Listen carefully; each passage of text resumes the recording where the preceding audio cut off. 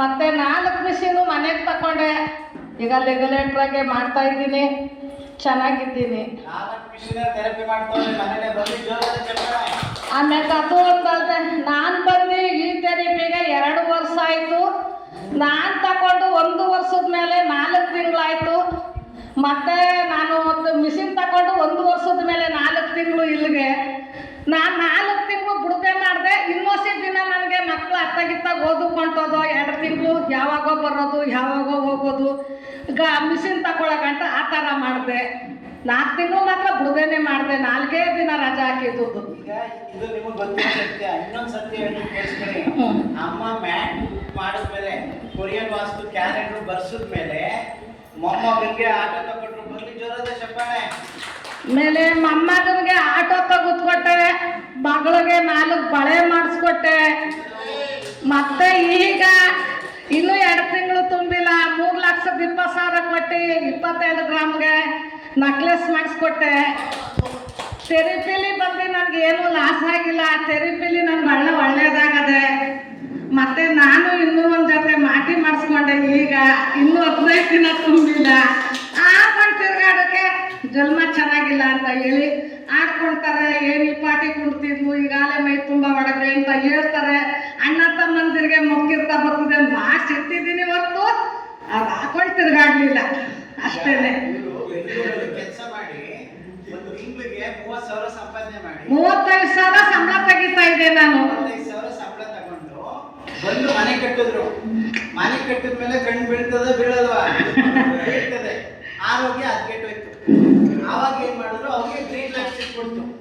ಬೆಣ್ಣೆ ಬಿಸ್ನೆಸ್ ಕಡಿಮೆ ಆಗೋಯ್ತು ಆರೋಗ್ಯ ಹದಗೆಟ್ಟಾಗ. ಯಾವಾಗ ಗ್ರೀನ್ ಲೈಫ್ ಸಿಕ್ತು, ಈಗ ಬೆಣ್ಣೆ ಬಿಸ್ನೆಸ್ ಇನ್ನೂ ಚೆನ್ನಾಗಿ ಓಡ್ತೈತೆ. ಇನ್ನು ಅಮ್ಮ ಕಟ್ಮುಟ್ಟಾಗಿ ಸ್ಟ್ರಾಂಗ್ ಆಗಿ ಬೆಣ್ಣೆ ಎಲ್ಲ ತೆಗಿತಾರೆ, ಮಾಡ್ತಾರೆ. ಒಳ್ಳೆ ಆರೋಗ್ಯದ ಜೊತೆಗೆ ಮೊಮ್ಮಕ್ಳಿಗೂ ಲೈಫ್ ಸೆಟ್ಲ್ ಆಯ್ತು, ಇವರು ಲೈಫ್ ಸೆಟ್ಲ್ ಆಗಿದೆ. ಒಳ್ಳೆ ಆರೋಗ್ಯದ ಜೊತೆಗೆ ಐಶ್ವರ್ಯನೂ ಅವ್ರ ಮನೆಗೆ ಬರ್ತಾ ಇದೆ. ಯಾಕೆಂದ್ರೆ ಪಚ್ಚಕ್ಕಲ್ಲಿ ಎಲ್ಲಿರುತ್ತೆ ಅಲ್ಲಿ ಬರೀ ಆರೋಗ್ಯ ಮಾತ್ರ ಇರಲ್ಲ, ಐಶ್ವರ್ಯನೂ ಇರ್ತದೆ. ಇವತ್ತು ನೀವು ಪಚ್ಚಕಲ್ಲು ಸಂಪರ್ಸ್ಕೊಂಡಿರೋರು ಟೀಗೆ ಹಾಕೊಂಡು ಕುಡೀರಿ, ಕಾಫಿಗೆ ಹಾಕೋ ಕುಡೀರಿ, ನೀರ್ಗೆ ಹಾಕೊಂಡು ಕುಡೀರಿ. ಮತ್ತೆ ಮಾಡ್ತಿದ್ದ ಅನ್ನಕ್ಕೂ ಹಾಕೊಳ್ಳಿ, ಪರವಾಗಿಲ್ಲ. ಅದೊಂದು ಎಲ್ಲ ಸತ್ಯವಾಗೂ ಮಾಡ್ತಾ ಇದ್ದೀನಿ ನಾನು. ನನ್ನ ಆರೋಗ್ಯ ಚೆನ್ನಾಗಾಯ್ತು. ಆಯ್ತಾ? ನೀವು ದೇವ್ರ ಮನೆಯಲ್ಲಿ ನನಗೆ 5 ಕಲ್ಲೋ ಕಣೆ 6 ಕಲ್ಲೋ ಕೊಟ್ಟಿದ್ರು ನನಗೆ ಮಿಷಿನ್ ಜೊತೆಯಲ್ಲಿ. ದೇವ್ರ ಮನೆಗೆ ಒಂದು ಇಟ್ಟು ನಾನು ಪೂಜೆನೇ ಮಾಡ್ತಾ ಇದ್ದೀನಿ. ಮತ್ತೆ ಅನ್ನಕ್ಕೆ ಒಂದು ಸಪ್ರೇಟಾಗಿ ಮಡಿಕೊಂಡ್ಬಿಟ್ಟಿದ್ದೀನಿ. ಮತ್ತೆ ನೀರಿಗೆ ಒಂದು ಸಪ್ರೇಟಾಗಿ ಹಾಕ್ಬಿಟ್ಟಿದ್ದೀನಿ. ಗಡಿಗೆ ನೀರು ಗಡಿಗೆ ಒಳಗೆ ಹಾಕ್ಬಿಟ್ಟಿದ್ದೀನಿ. ಅದು ಒಂದು ಕಾಫಿಗೆ ಒಂದು ಮಡಿಕೊಂಡಿದ್ದೀನಿ. ಇನ್ನು ಒಂದು ನಾನು ಅದೇನೋ ಮಾಡ್ಕೊಳ್ತೀನಲ್ಲ, ಹೊಗೆ ಕೊಡ್ತಾರಲ್ಲ ಸ್ಟೀಮು, ಆ ಸ್ಟೀಮ್ಗೆ ಒಂದು ಹಾಕೊಂಡಿದ್ದೀನಿ. ಇನ್ನೊಂದು ಎಕ್ಸ್ಟ್ರಾ ನಾನು ಪರ್ಸೆಲ್ ಮಡಿಕೊಂಡಿದ್ದೀನಿ. ಈಗ ನೀವು ಮನೆಗೆ ದೊಡ್ಡ ಟಿವಿ ತಗೊಂಡಿದ್ದೀರಾ, ಹೆಚ್ಚು ಕಮ್ಮಿ 55 ಇಂಚ್ ಟಿವಿ ಇದೆ, ದೊಡ್ಡ ಫ್ರಿಡ್ಜ್ ಇದೆ ಅಲ್ವಾ? ಮತ್ತೆ ಬೆಣ್ಣೆ ಕರಿಯಕ್ ಮಿಷಿನ್ ತಗೊಂಡಿದ್ದೀರಾ. ಅವರೆಲ್ಲ ನಿಮ್ಮ ಮನೆಗೆ ಎಷ್ಟು ಸಲ ಬಂದಿದ್ರು? ಅವರೆಲ್ಲ ಮನೆಗೆ ಸುಮಾರು ಜನ ಬರ್ತಾನೆ ಇರ್ತಾರೆ. ಮಿಷಿನ್ ಕೊಟ್ಟವರು, ಟಿವಿ ಕೊಟ್ಟವರು, ಬೆಣ್ಣೆ ಮಿಷಿನ್ ಕೊಟ್ಟವರು, ಫ್ರಿಡ್ಜ್ ಕೊಟ್ಟವರು ಮನೆಗೆ ಅವರೆಲ್ಲ ಬರಲ್ಲ. ಒಂದ್ ಸಾರಿ ಸೇರಿಸ್ಬಿಟ್ಟು ಹೊಂಟೈತಾರೆ, ಬರಲ್ಲ. ನಾನೇ ಸಲ ಬಂದಿದ್ದೀನಿ. ನೀವು ಬರ್ತಾ ಇರ್ತೀರಿ, ನೀವು ಬರ್ಲೇಬೇಕು. ನೀವು ಬರ್ಲೇಬೇಕು. ನೀವು ಬರ್ಲಿಲ್ಲ ಅಂದ್ರೆ ಮತ್ತೆ ಅವತ್ತು ನಮ್ಗೆ ಅದೇನು ಆಯ್ತಾ ಇಲ್ಲ ನೋಡಿ ಸರ್ ಅಂತ ಅಂದಕ್ಕೆ ವಿಡಿಯೋ ಕಾಲ್ ಮಾಡಿ ತೋರ್ಸೋದಕ್ಕೆ ಇದೋತ್ರವ ಅಂದ್ರಿ, ಸರಿ ಹೋಯ್ತು. ಇಲ್ಲಾಂದ್ರೆ ನಿಮ್ಮ ಹತ್ರಕ್ಕೆ ನಾನು ಬ್ಯಾಗ್ ಹಾಕೊಂಡು ಬರ್ಬೇಕಾಗಿತ್ತು. ಅದನ್ನ ನಾನೊಂದು 4 ಸರಿ ಹೋಗಿದ್ದೀನಿ ಅವ್ರ ಮನೆಗೆ. ನಾನೇ ಹೋಗಿಲ್ಲ, ನನ್ನ ಮಕ್ಕಳು ಕರ್ಕೊಂಡು ಹೋಗಿದ್ದೀನಿ. ಮಕ್ಕಳು ಕರ್ಕ ಬಂದವ್ರೆ, ಸ್ಟಾಫ್ಗಳು ಕರ್ಕ ಬಂದವ್ರೆ, ಎಲ್ಲರೂ ಬಂದವ್ರೆ. 4 ಸರಿ ಹೋಗಿದ್ದೀವಿ. ಸರ್ವಿಸು ಬಿಟ್ಟು ಮುಗ್ದೋಯ್ತಲ್ಲ. ಸರ್ವಿಸ್ ಮಾಡ್ತಾರೆ. ಏನು ಹೆಂಗಿದ್ದೀರಾ, ಏನಿದ್ದೀರಾ, ಚೆನ್ನಾಗಿದ್ದೀರಾ, ಮತ್ತೆ ನಿಮಗೆ ಇದೆಲ್ಲ ಸೆಟ್ ಆಯ್ತಾ, ಹೆಂಗ್ ಶಾಂತಮ್ಮ ಏನು ಅಂತ ಎಲ್ಲ ಹೇಳಿ ನಮ್ಮ ಫ್ಯಾಮಿಲಿ ಮಾತಾಡ್ಸ್ಕೊಂಡು ಬರ್ತಾರೆ. ಶಿವಳ್ಳಿ ಕಡೆಗೆ ಬಂದರೂ ಸಹ ಬರ್ತಾರೆ. ಬರ್ತಾರೆ. ಆಮೇಲೆ ಕಾಫಿ ಕಾಯಿಸ್ತೀನಿ ರೀ ಅಂದ್ರೆ ನಮ್ಮ ಸರ್ವೆ ಏನ್ ಮಾಡ್ತಾರೆ, ಮುಗಿಸ್ಕೊಂಡೆ ಬಂದ್ಬಿಡ್ತಾರೆ. ಇಷ್ಟುದ್ದ ಕಾಫಿ ಕೊಡ್ತಾರೆ ಅಪ್ಪ, ಇಷ್ಟುದ್ದ ಕಾಫಿ ಹೆಂಗ್ ಕುಡಿಯಕೈತದೆ? ಅದಾದ್ರೆ ಏನಾರ ಅಲ್ಲಿ ಒಂಚೂರು ಉಳ್ಕೊಂಡೆ ಹೋಗಿ ಅಂತಾರು.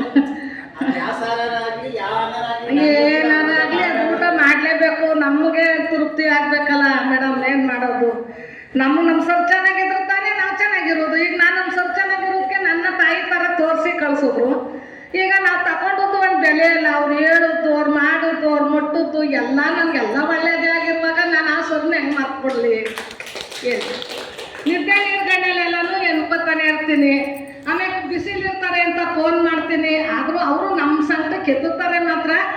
ಫೋನ್ ಮಾಡ್ತೀನಿ. ಏನಾರ ದಿವಸೆಲ್ಲ ಇರ್ತದೆ ರಿಸ್ಕು ಪಾಪ ಅವ್ರಿಗೆ, ನಾವಾರ ಫ್ರೀಯಾಗಿರ್ತೀವಿ. ಈ ರಿಸ್ಕಲ್ಲಿ ಏನು ಸಾಂತನ ಎಷ್ಟೊಂದು ಫೋನ್ ಮಾಡಿದ್ರು ಅಂತಾರಂತೇಳಿ ನಾನು ಹೆಚ್ಚಿಗೆ ಮಾಡಲ್ಲ. ನನಗೆ ಬೇಕು ಅಂತ ಬೆಣ್ಣೆ ಅಂಟ್ಕೊಬಿಟ್ಟು ಮಾಡ್ತೀನಿ. ಮತ್ತೆ ಫೋನ್ ಮಾಡಿದ್ರೆ 20 ನಿಮಿಷ ಕಮ್ಮಿ ಫೋನ್ ಇಡಲ್ಲ. ನೋಡು ನಾನು ಇಡುವುದೇ ಇಲ್ಲ. ಏನಾದ್ರು ಒಂದು ಕಷ್ಟ ಸುಖ ಹೇಳ್ಕೋಬೇಕು, ಮಾಡಬೇಕು, ಮಟ್ಬೇಕು. ಆಯ್ತಮ್ಮ.